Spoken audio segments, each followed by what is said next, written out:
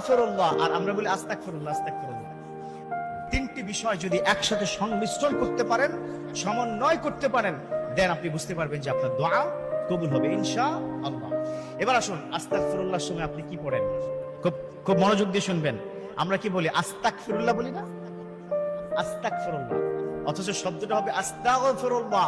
গাইন, এই কণ্ঠনালী থেকে আসবে গাইন, আস্তাগফিরুল্লাহ, আর আমরা বলি আস্তাগফিরুল্লাহ আস্তাগফিরুল্লাহ। দুটার অর্থ কিন্তু দুই রকম, একটা আকাশ একটা পাতাল, একটা জমিন। এত ভয়ঙ্কর কিন্তু অর্থ।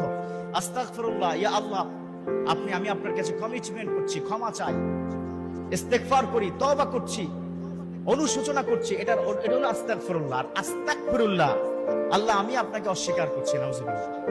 কুফর করা, কুফর মানে অস্বীকার করা। তাহলে দেখুন তো এই দুটার মধ্যে পার্থক্য আছে কিনা? দুটার মধ্যে কি পার্থক্য আছে নাকি মুরব্বী? মারাত্মক লেভেলের পার্থক্য আছে। যে শব্দ